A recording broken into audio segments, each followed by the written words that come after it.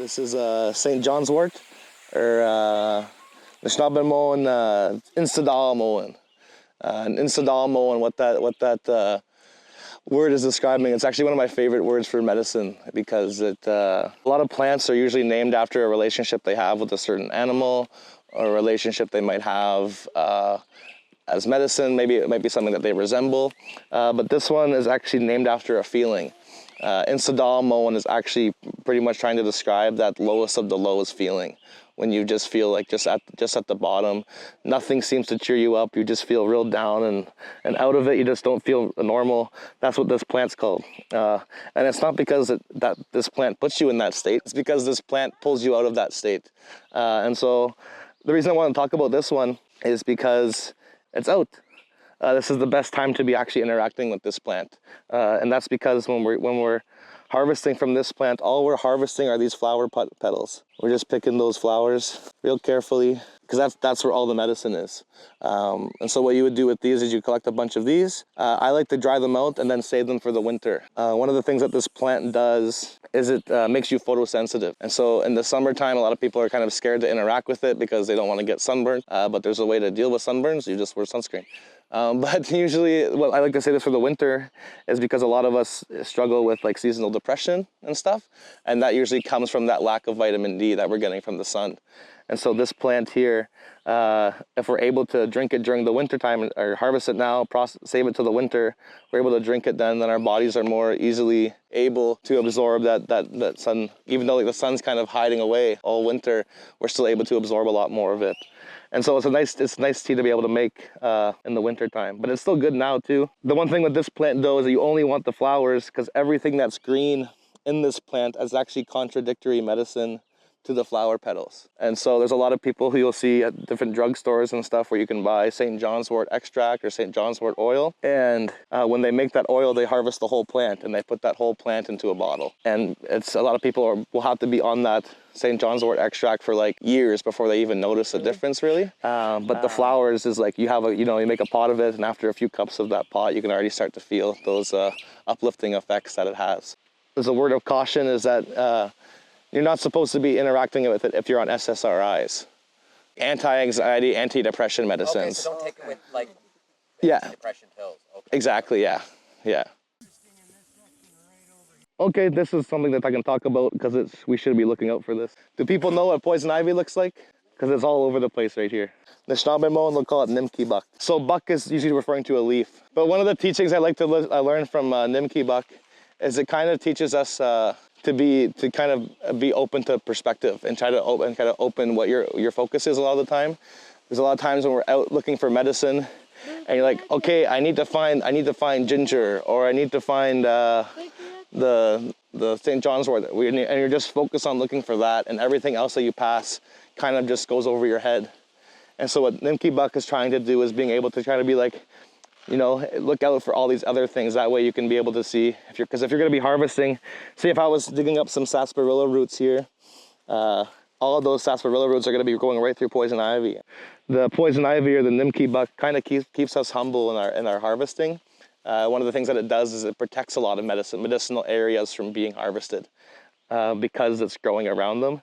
So what I'll usually do, if there's usually there's good medicine around where the poison ivy is. So I'm usually looking out in these areas for other things. But what I do is I'll go and try to harvest different seed pods from the medicine that's growing in there, and then I'll try planting them in an area where that poison ivy isn't growing. That way we can have access to it. Sumac. In the Nishnabemon, this one's called a couple different names for it. So one of the names is Pakwan tick, and the other one I know is Pwagan tick. They're pretty close in the description, but they're very different meanings. So a Pakwan is basically describing a roof or something that's covering you to protect you. And there's a couple other plants where you'll hear that. So there's Pakwan tick, which is this.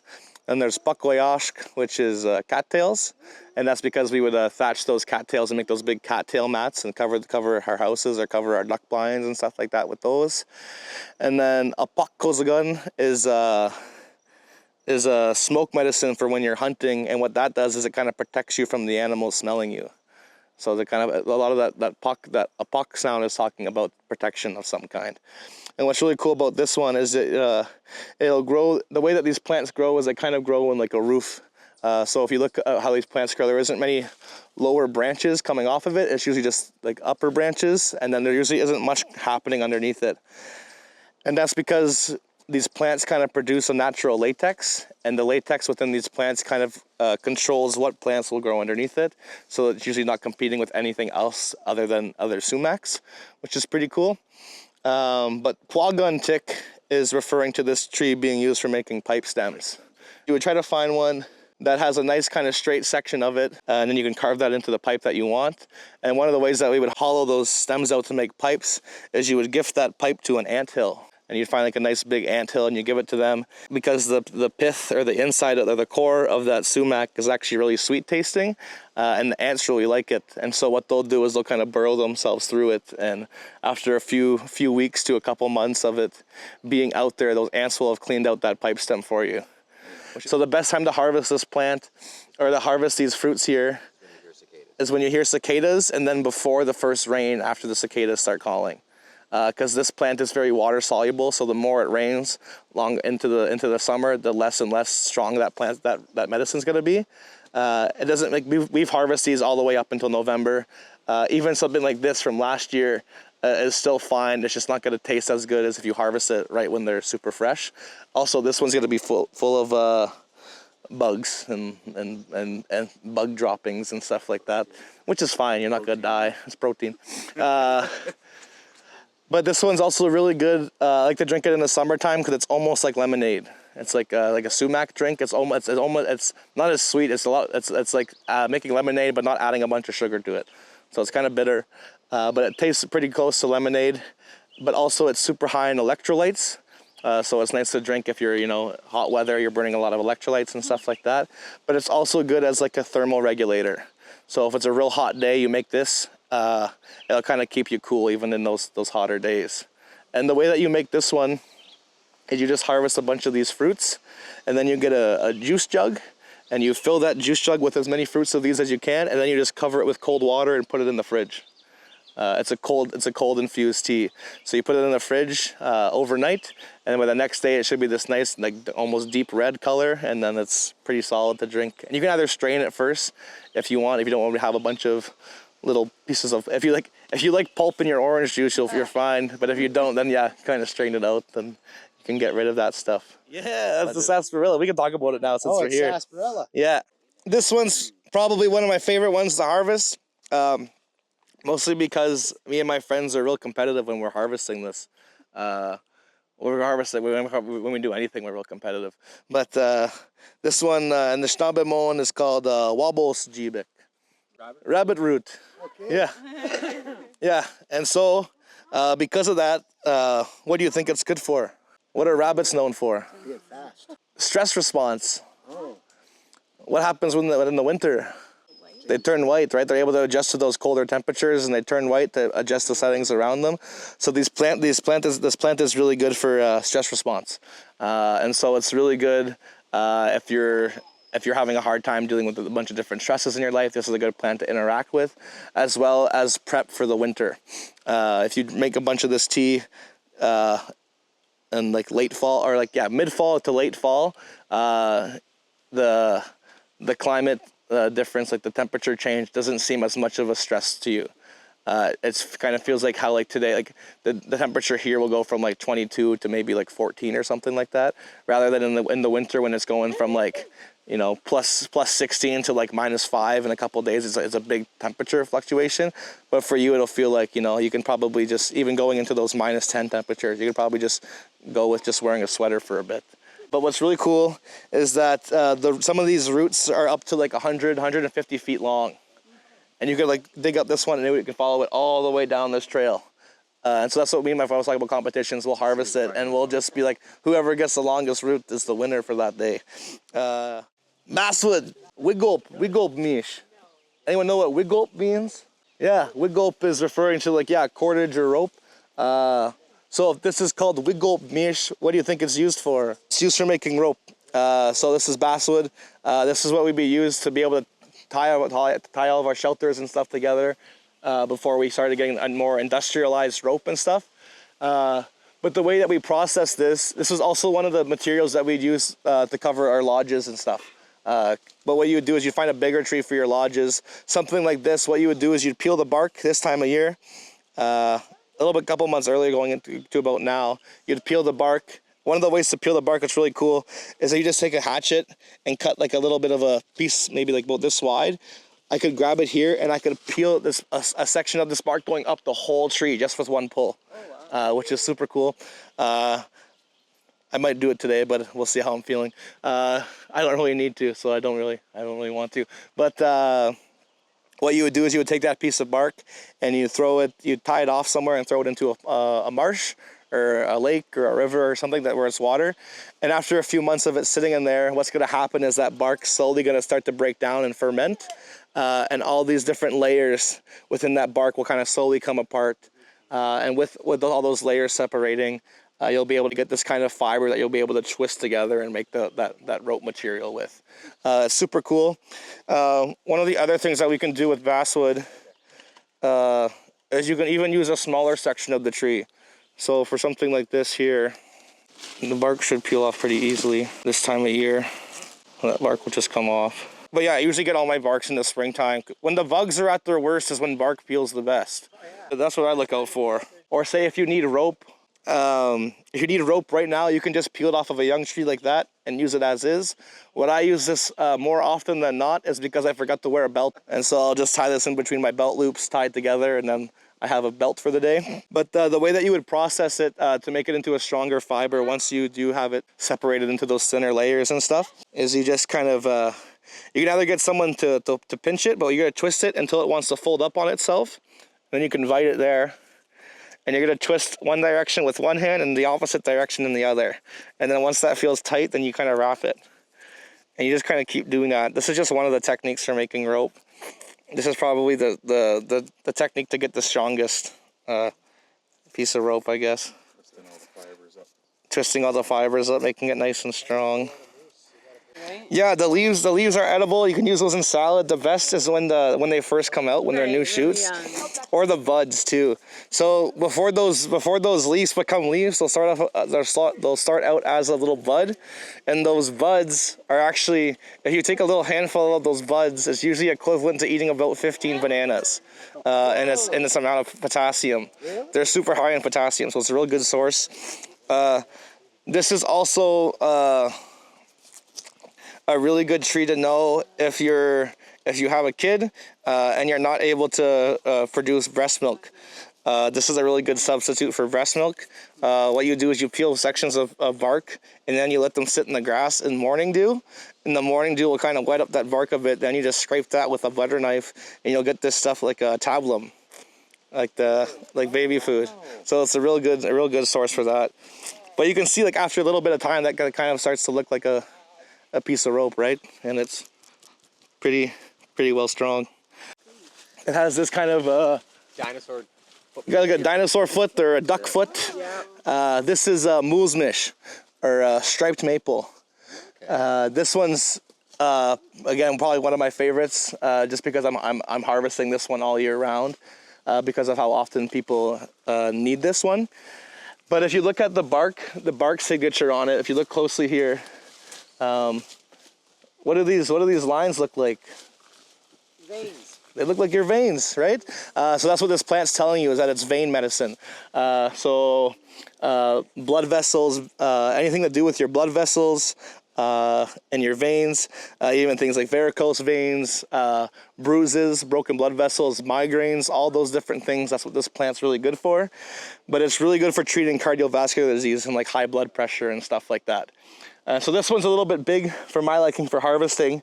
Usually my rule of thumb, I don't harvest anything bigger than my thumb, as far as size-wise for saplings and stuff like that. If it's smaller than thumb thick, then it's good. So because this is here, there's probably quite a bit of it here, and you guys have moose here, right? Yeah. So that's another really good indicator of that plant being around, because this is it's called mulesmish because it's the moose's medicine. They'll interact with this plant very often. usually during certain times of the year, especially during the rut, when they're fighting a lot. Because when they're fighting a lot, they're getting bruised up, they're getting injured quite a bit. And so after any type of fight, they'll actually always visit this plant.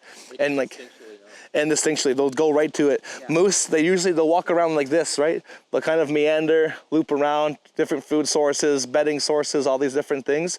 But whenever they're after a fight, or after they get bumped by a car, or anything like that, they'll go in a straight line right to that plant.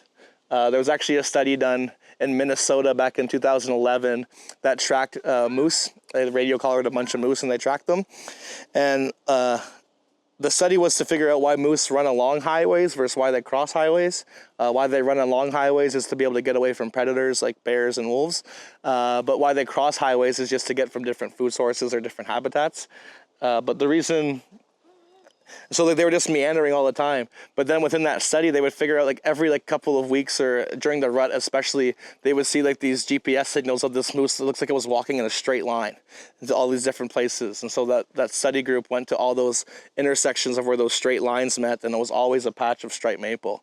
Because that's where they'd go and visit to be able to heal from those injuries that they've either got from getting hit by a car, getting attacked by a predator, or during the rut when they're fighting. From the GPS thing, say up to... Now we got ash here. The Schnabelmoen I know is a Gimanotic. That's what this one is.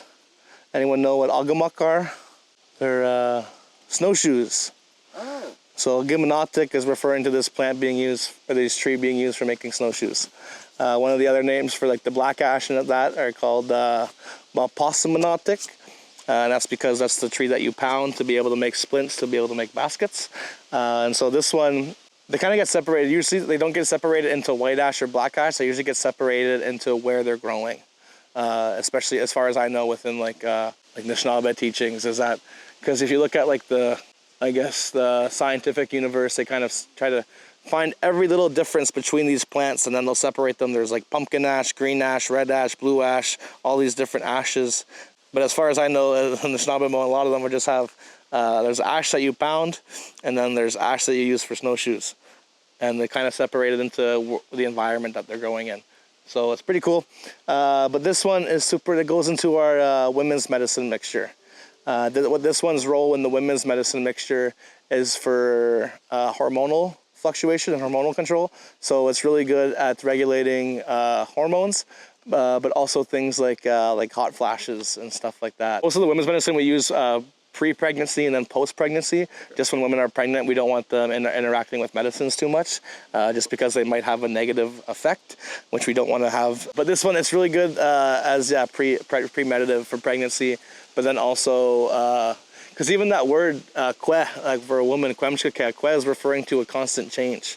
And that's what women are constantly going through, whether it's, first moon time, then moon time every time after that, and then pre-pregnancy, pregnancy itself, labor, post-pregnancy, menopause, all these different changes. That's what that word's referring to. So what Kwemshkake is for is to be able to support all those different times. So this one is pretty similar to what we would do for the striped maple and most of the other saplings that we'd work with, is you try to find where this plant grows, right to the bottom, try to get as much as you can, and then you would cut it down here. And then you would take off these kind of lower branches, because you're not going to be able to peel the bark off of these smaller branches, but then you would just kind of scrape the bark off of it. That's where all the medicine is, it's within the bark. Ash kind of has a thicker bark, so you have to take the outer bark and the inner bark out of it. You might finish peeling it and you'd be like, okay, I'm done.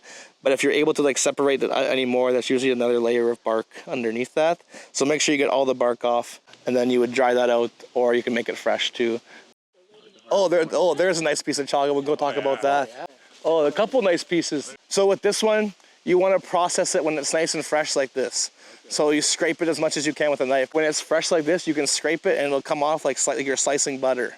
But once it hardens up and it dries out, good freaking luck. It'll be like that as long as it's connected to the tree. It'll be like that. And then if you have the time to process it once you've harvested it, then do that as soon as you get home.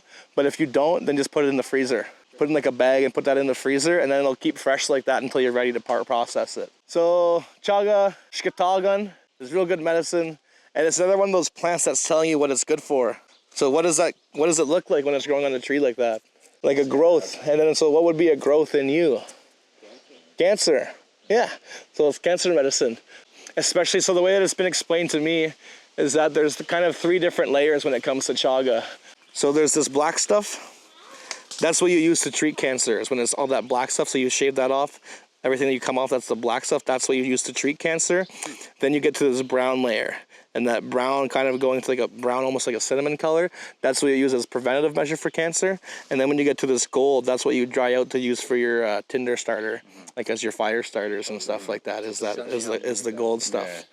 What's cool about this too? What's this tree showing is that because if you look at both trees have it, and then pretty much every different injury that this tree's had, chaga's grown into it. Yeah. So there's 1, 2, 3, 4 growths of chaga just on this tree.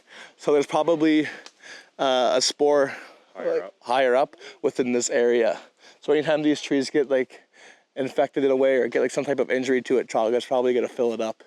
Okay. So a lot of people will say like don't harvest all the chaga in the tree because you'll get rid of it completely. But that's not true. That's not true. No. You don't want to harvest all of it because you want it to be, you want to think about other people being able to use it. That's the reason you don't harvest all of it. This one's a super cool one. This is a leatherwood. This is another one that you can use for making rope with the bark. The way these grow, it kind of look like matchsticks. The little branches. They'll be like a stick, and then there'll be like a little knot, like a matchstick does. Super cool. And the flowers on these are super cool to see in the springtime. They're an ephemeral, so they pretty much flower like as soon as the snow melts. They'll start to flower. But because that being here, there's probably like leeks and stuff here too. But they're real hard to find this time of the year because they just disappear. We'll talk about this one, I guess, while we're here. This one's super cool to talk about. So we're going to talk about a little bit of a term here, which is mishimakajige, or some people will say wishimakajige or weejimakajige, which is basically taking advantage of the relationships that animals have with plants. And this is one of them that's really cool with that. That's the trilliums. So the trillium is mostly used for fishing medicine. What we would do is you'd make all your nets, and then you would bathe those nets. Every time you'd go fishing, you'd make a pot of tea, and you would bathe those nets in that tea. And you would bathe it in a tea based on what fish you were trying to target. So if you wanted to target muskie, you would use trillium and you'd use wike. You make a tea with that, and then you dip your net in that, and you get the muskrat root, the sweet flag.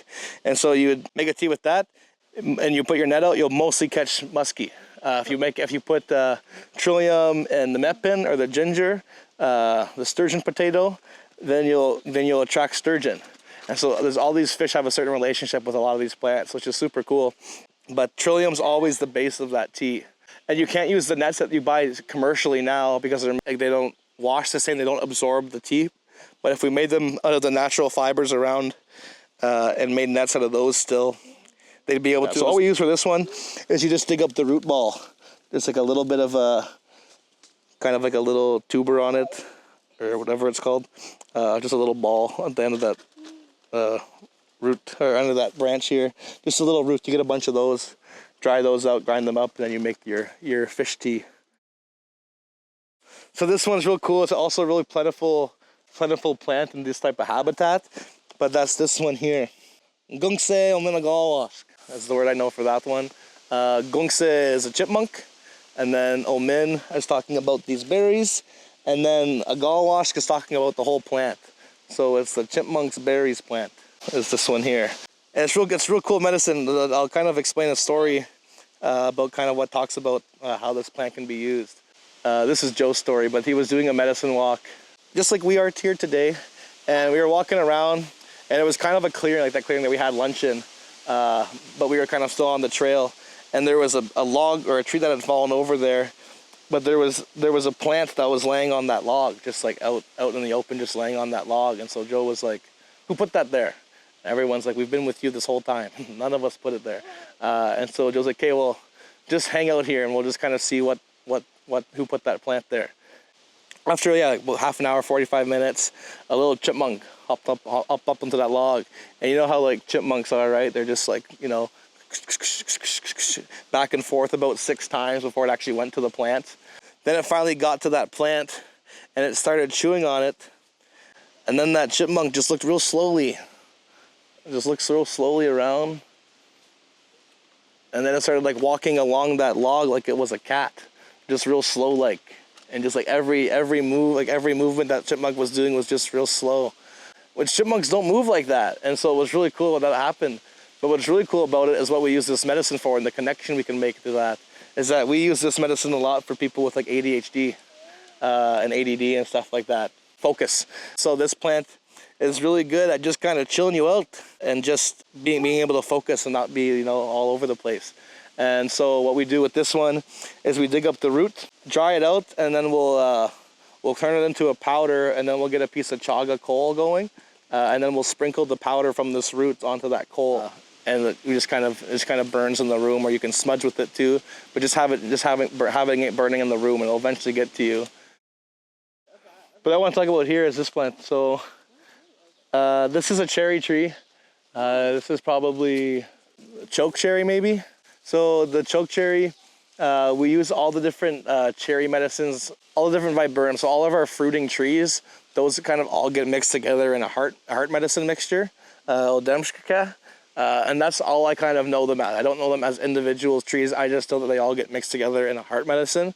But one of the things I wanted to talk about was what we look for as far as harvesting medicine for a lot of the time is we look for signs of stress. So things like this here. So this is a type of fungus that only affects cherry trees called black knot fungus. So it stresses the tree out, and so you can see all the different leaves are dead and stuff like that. But what's cool about it, when you're looking for those signs of stress, is because it's the same as people. The more stress that you go through, the more experiences that you have, and the more you learn and the more growth you can come from after those stresses happen. There's a point where stress kind of overtakes you, and it can become harmful stress. But in most situations, if we're able to understand that the stress that we're dealing with, and the only reason that we feel stressed out is because we don't know how to deal with these things. And so the more that we learn how to be able to deal with these issues, the more we grow up, the more people that we visit with who have also been through stresses, we can learn how to combat against them. But during those times of stress, we're producing a lot of medicine to be able to fight, to combat the stress we're dealing with. And it's the same with these plants. So it's one of those things that we can learn out of these plants as really good teachers, to be like, hey, you might be going through it right now, but you'll only grow from this. And you're only going to become stronger after this happens. So it's good to be able to acknowledge that. But it's really cool the difference between one of these trees that has that fungus versus a tree that doesn't have that fungus, and the amount of medicine that they produce. So it's really cool. If I were to take these branches and scrape the bark off of this one, it'll be like this green color the whole way through on the inner bark. But if I scrape the bark from this one, you'll get these purples, you get these blues, you get these orange colors within that bark layer. That's because those are all the different chemicals that tree is producing to fight against that black knot fungus. And so it's more medicine. So it's super cool.